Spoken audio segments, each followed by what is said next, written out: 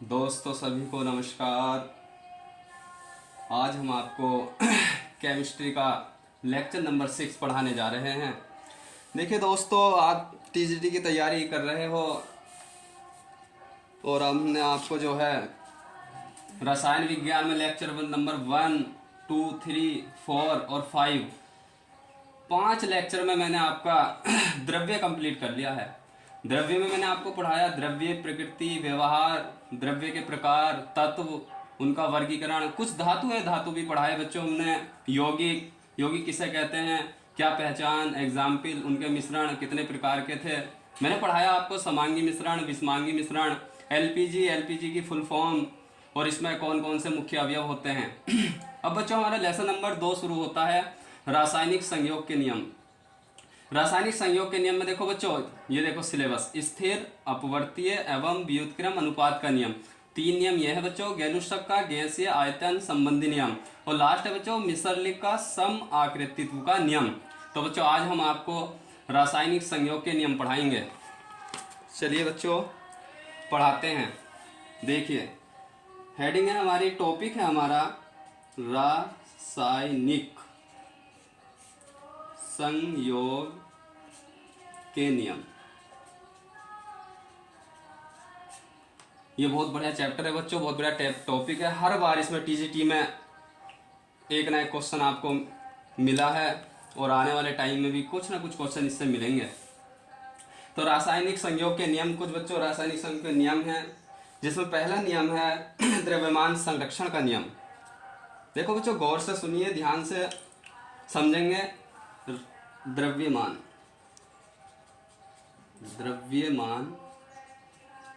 संरक्षण का नियम।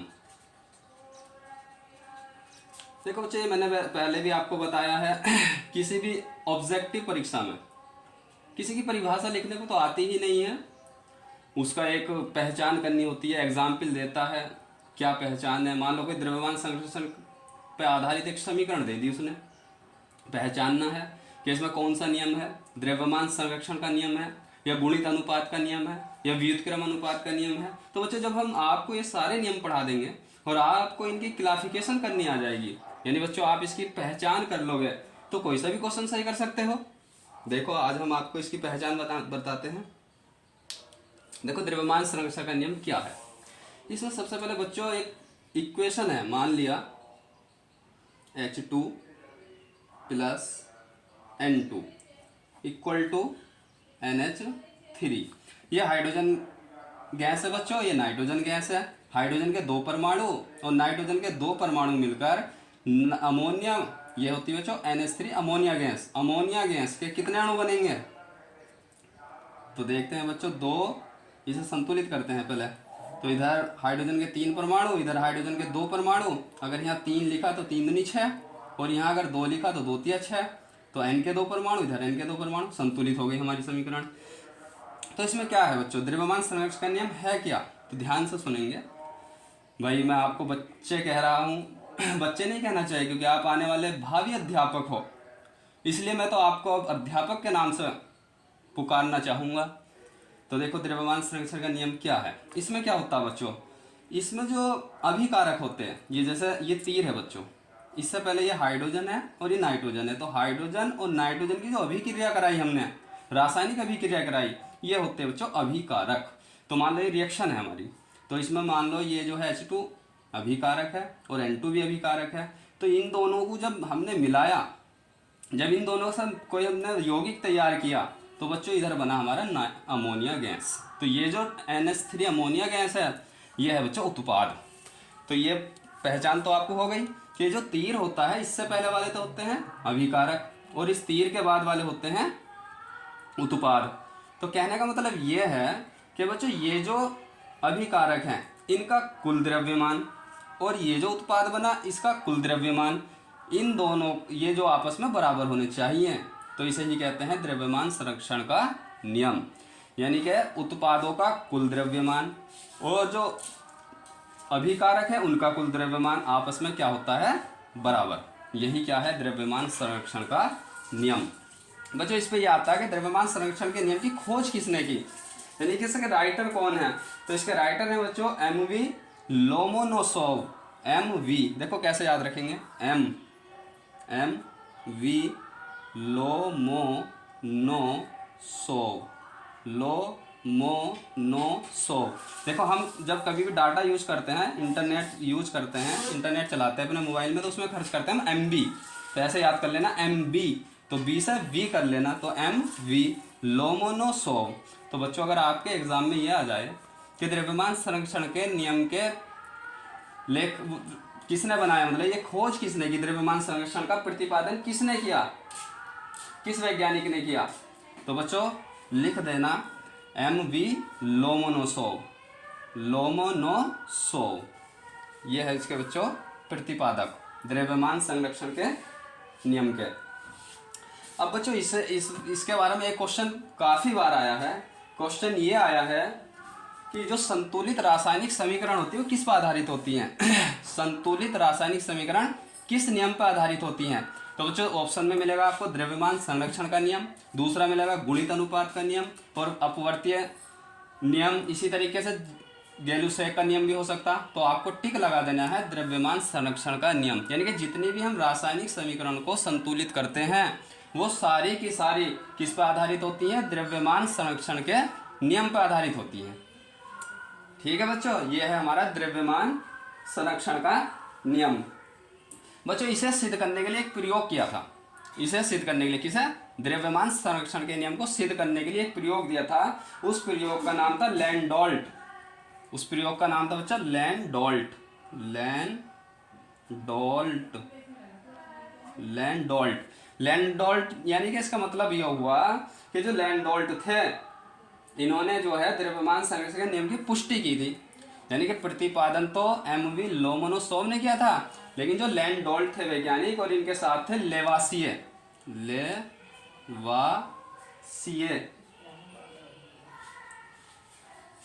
लेवासिए, तो इन दोनों वैज्ञानिकों ने पुष्टि की थी द्रव्यमान संरक्षण के नियम की। किस किसने, लैंडोल्ट और लेवासिए ने। लेकिन जो प्रतिपादन किया था वो किया था एम वी लोमोनोसोव ने, किसका, द्रव्यमान संरक्षण के नियम का। तो इसलिए बच्चों लैंडोल्ट का प्रयोग इसलिए कहा जाता है क्योंकि लैंडोल्ट के प्रयोग के द्वारा ही द्रव्यमान संरक्षण के नियम की पुष्टि हुई। आइए देखते हैं लैंडोल्ट प्रयोग क्या है। तो बच्चों लैंडोल्ट ने जो है सबसे पहले दो परखनली ली थी। एक परखनली में इन्होंने क्या किया, AgNO3 लिया, AgNO3 सिल्वर नाइट्रेट, और दूसरी परखनली में बच्चों इन्होंने पोटेशियम क्लोराइड लिया, और दोनों को इन्होंने बार बार मिलाया किसी बर्तन में, किसी भी बर्तन में करके इन दोनों परखनली को दोनों एक जगह मिलाया, यौगिक तैयार किया और बार बार मिलाया, बार बार मिलाया। मिलाने के बाद इन्होंने देखा कि जो हमारे पास दोनों अभिकारक थे, सिल्वर नाइट्रेट और पोटेशियम क्लोराइड, इन दोनों का कुल द्रव्यमान और जो इसका हमें उत्पाद मिला, देखो क्या उत्पाद मिला, आइए रिएक्शन से समझते हैं। रासायनिक अभिक्रिया क्या हुई इसकी, AgNO3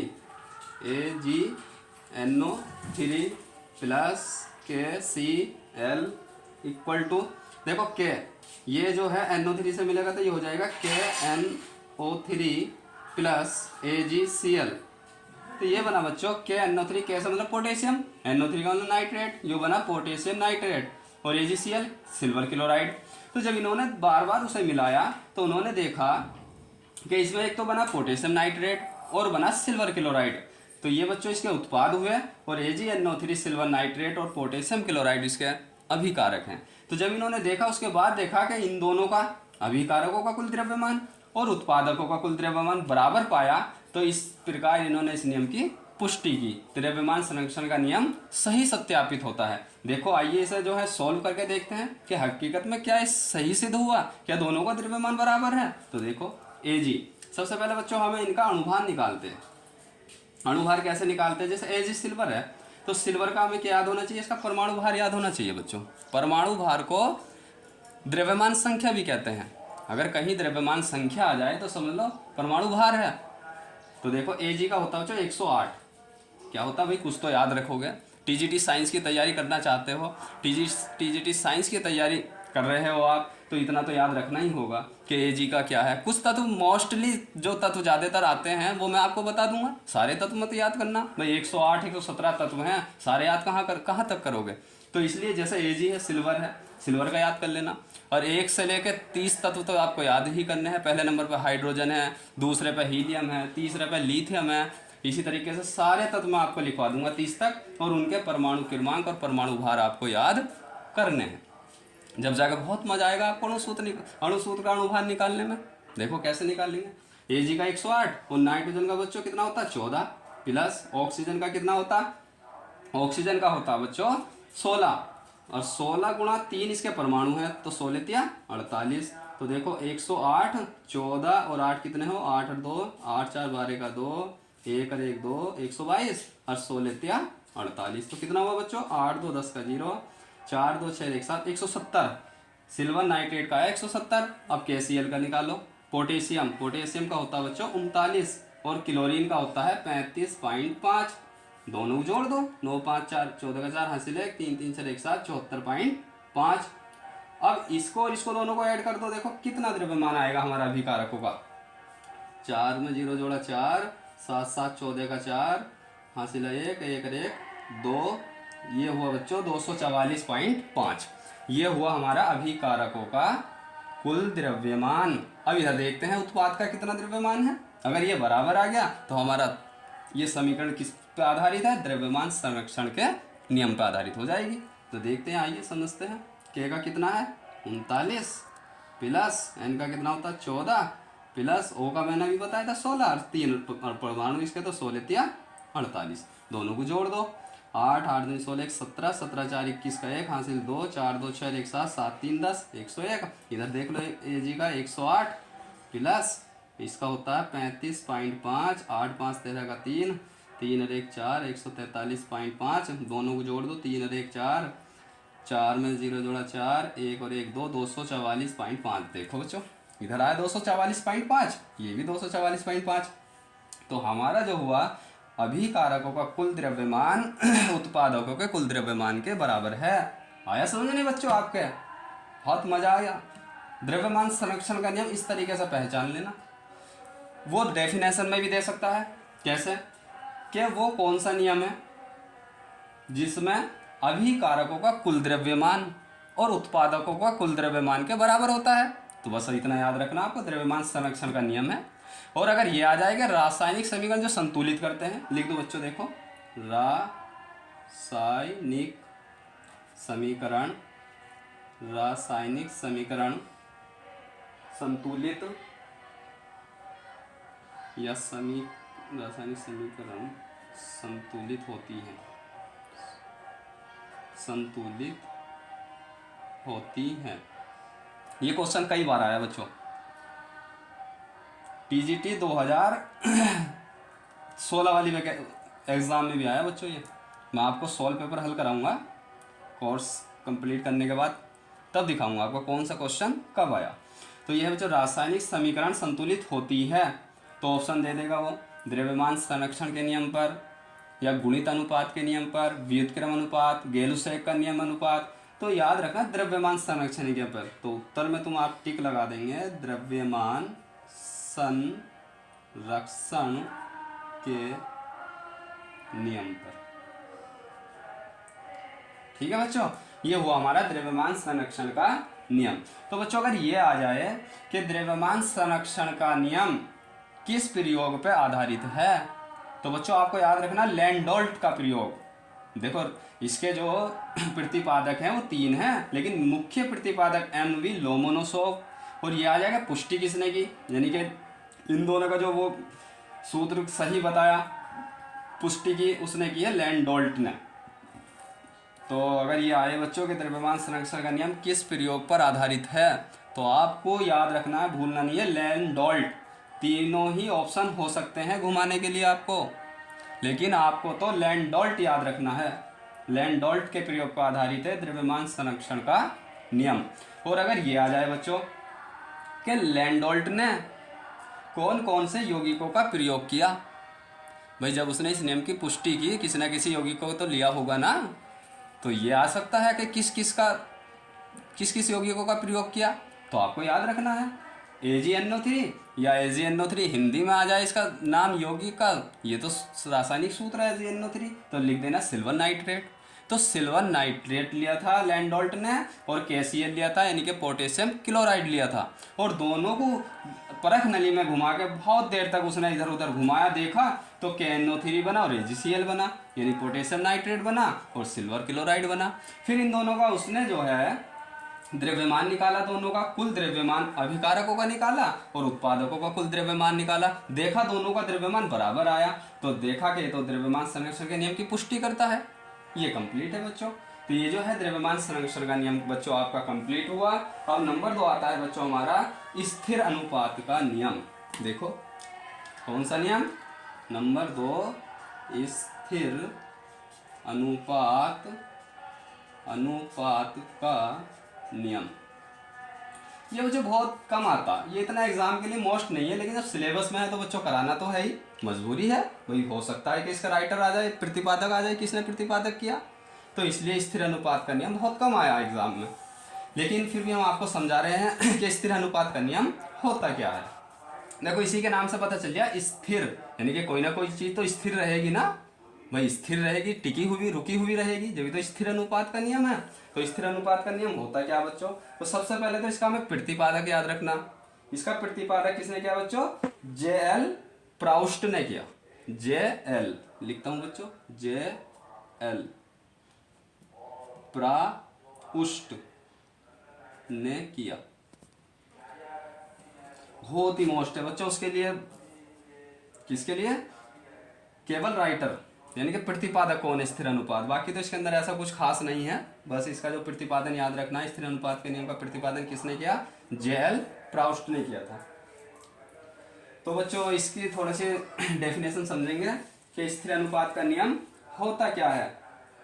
तो इस नियम में क्या है बच्चों कि प्रत्येक रासायनिक यौगिक में, चाहे वह किसी भी विधि से बनाया क्यों ना गया हो, जैसे तत्वों के द्रव्यमान, मान लो कोई हमें जो है जल प्राप्त करना, जल ले लो, नल से पानी ले लो, या किसी समुद्र का पानी या बरसात का पानी है तो पानी। तो ये जो पानी है H2, इस पानी का फार्मूला हुआ H2O।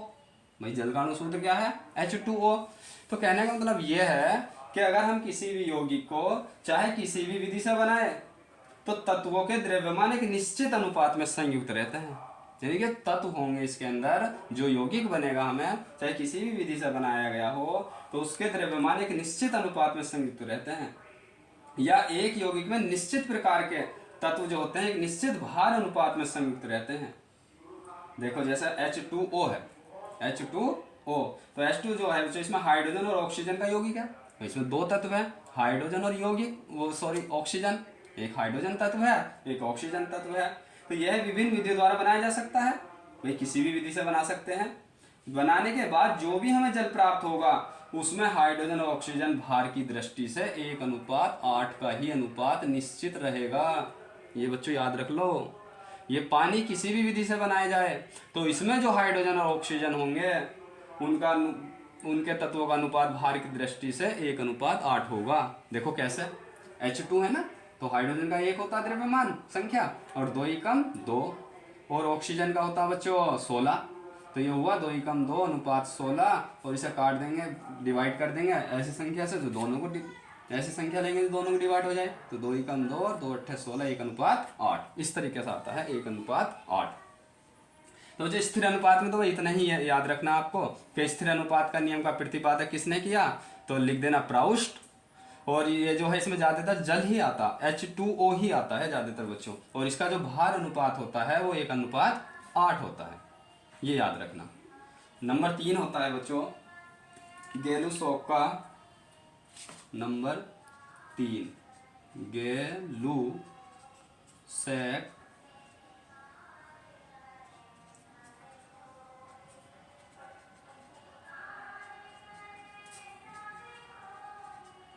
नंबर 3 नियम है बच्चों रासायनिक संयोग के अंतर्गत, रासायनिक संयोग के नियम के अंतर्गत पहला नियम है द्रव्यमान संरक्षण का नियम, दूसरा हुआ स्थिर अनुपात का नियम। अब तीसरा समझाएंगे बच्चों हम गेलुसैक का गैसीय आयतन नियम। यहाँ गैसीय और लिख लो बच्चों, इससे कोई फर्क नहीं पड़ता, गैसीय मैं इससे पहचाना गेलुसैक का गैसीय आयतन नियम। देखो बच्चों वैसे तो इसके नाम से ही पता चल गया है गेलुसैक, तो इसका प्रतिपादन जरूर इसमें इसी ने किया होगा, जो तो गैलुसैक का गैसीय आयतन नियम है।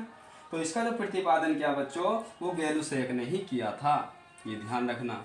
गैलुसैक का गैसीय आयतन नियम का जो प्रतिपादन किया वो किया बच्चों गैलुसैक ने किया था। तो बच्चों गैलुसैक का गैसीय आयतन नियम किसने प्रतिपादित किया? गैलुसैक ने। ठीक है बच्चों, अब इसमें होता क्या है बच्चों थोड़ा सा समझेंगे, ज्यादा हार्ड नहीं है। जैसे द्रव्यमान संरक्षण के नियम में हमें कैलकुलेशन भी करनी होगी और स्थिर अनुपात में थोड़ी सी कैलकुलेशन थी, और गैलुसैक का गैसीय आयतन नियम में समझेंगे, इसमें भी ज़्यादा नहीं है कैलकुलेशन। इसमें बच्चों क्या होता है, इसमें दाब और ताप समान होते हैं। इसमें क्या होता है, दाब और ताप समान। तो एक प्रश्न तो यहाँ से बन गया बच्चों कि गैलुसैक के गैसीय आयतन नियम में जो है दाब और ताप स्थिर रहते हैं, अस्थिर रहते हैं। भाई स्थिर का मतलब है नियत, अस्थिर का मतलब नियत नहीं, यब दोनों। तो इसमें याद रखना बच्चों, जब भी गैलुसैक का गैसीय आयतन नियम जहां भी लगेगा, जिस भी इक्वेशन में लगेगा, उस इक्वेशन में उस रासायनिक अभिक्रिया में दाब और ताप समान होंगे। तो इसकी परिभाषा क्या बनेगी बच्चों? इसकी परिभाषा बनेगी समान ताप तथा दाब पर जब गैसें परस्पर, देखो गैसीय आयतन है तो गैसें तो होगी बच्चों, गैसें परस्पर संयोग करती हैं तो उनके अभिकारक, जैसे बच्चे रिएक्शन बताई थी हमने, एक रिएक्शन और लिखेंगे हम, ये लिख ली H2 plus Cl2 equal to HCl। ये इक्वेशन है बच्चों, इससे जल्दी समझ में आ जाएगा। समान ताप और दाब पर जब गैसें परस्पर संयोग करती हैं तो उनके अभिकारक आयतन, जो बच्चों अभिकारकों के आयतन हैं वो सरल अनुपात में होते हैं। देखो कैसे, पहले से संतुलित कर लो। हाइड्रोजन के 2, Cl2 2, और यहाँ अगर हम H के 2 यहाँ 2 लगा दे, H 2 परमाणु हो गए H के, क्लोरीन के 2 परमाणु संतुलित हो गई। अब देखो इधर है एक आयतन, इधर भी एक अणु कितने हो गए? 2 अणु, और इधर भी 2 अणु है। तो देखो है सरल अनुपात में नहीं, 1:1 अभिकारक। तो इसमें क्या होता है बच्चों, समान ताप और दाब पर जब परस्पर गैसें संयोग करती हैं या आपस में मिलती हैं या उन्हें मिलाया जाता है तो उनके अभिकारक आयतन में सरल अनुपात होता है। जो ये तत्व हैं हाइड्रोजन, क्लोरीन, ये दोनों गैसें हैं, तो इन दोनों का जो अनुपात है वो एक सरल अनुपात होता है। सरल अनुपात का मतलब है 1:1 या 1:2, 1:3, इस तरीके से पूर्णांक में होनी चाहिए संख्या। और बच्चों एक बात और है इसमें कि जब हम किन्हीं दो गैसों को मिलाएं और मिलाने के बाद उसका उत्पाद भी गैस हो, अगर हम अभिकारकों को मिलाएं, अभिकारक तो गैस होंगी, और गैसों को मिलाने के बाद जो उत्पाद प्राप्त होगा यदि वो भी गैस हो, तो बच्चों इन तीनों में, यानी कि जो अभिकारक हैं वो और जो उत्पाद हैं उनमें भी एक सरल अनुपात होता है। देखो कैसे, इसका एक और इसका क्या 2, तो क्या बना 1:1:2, वह सरल अनुपात। क्योंकि सरल अनुपात हमने बताया था 1:1 या 1:2 या 1:1:2 या 1:2:3, यानी कि इस तरीके से रहती है। इसमें जो है पूर्णांक होता है। तो ये क्या है बच्चों, गैलुसैक का गैसीय आयतन नियम। ठीक है बच्चों, तो जो भी बच्चे टीजीटी साइंस की तैयारी हमारे चैनल के द्वारा कर रहे हैं उनसे मैं कहना चाहता हूँ कि वो अपने हमारी वीडियो को देखकर अपने शब्दों में नोट्स बनाएं, क्योंकि अपने नोट्स बनाए हुए जल्दी समझ में आ जाते हैं। देखो बच्चों, एक इस पे जो है ना गैलुसैक का गैसीय आयतन नियम पे एक क्वेश्चन आया था बच्चों, अभी आया था पिछले एग्जाम में, 2022 का एग्जाम था। अभी दिखाता हूँ, देखो ये बताओ, ये देखो बच्चों, यदि हाइड्रोजन गैस का एक अणु क्लोरीन गैस के एक अणु से क्रिया करता है, देखो यही ना हाइड्रोजन गैस एक अणु, क्लोरीन गैस का एक अणु, गैस के एक अणु से क्रिया करता है, हाइड्रोक्लोरिक अम्ल का 2 अणु बनता है। तो देखो हाइड्रोक्लोरिक अम्ल क्या 2 अणु बना। तो विभिन्न गैसों के समान आयतन में एक दबाव, देखो समान आयतन में दबाव और तापमान, देखो है ना बच्चों, दाब और ताप समान पर अणुओं की संख्या होगी। तो देखो जिस बच्चे ने भी ये क्वेश्चन करा था, जिस बच्चे से मैंने पेपर लिया है, उस बच्चे ने गलत किया, भिन्न लगा दिया उसने, जबकि क्या होती है देखो बच्चा, समान। अभी हमने बताया समान होती है ना भाई, इधर की और इधर की बराबर है ना, देखो एक और एक 2 अणु, इधर भी 2 अणु। ठीक है बच्चों, तो ये है हमारा गैलुसैक का गैसीय आयतन नियम। तो इस तरीके से पिछले जो पेपर हैं बच्चों वो भी आप निकालते रहो, बाकी तो तैयारी हम आपको करा ही रहे हैं। तो बच्चों अगर आपको हमारी वीडियो पसंद आई है तो लाइक करें, शेयर करें और सब्सक्राइब के साथ साथ लाइक करें। धन्यवाद।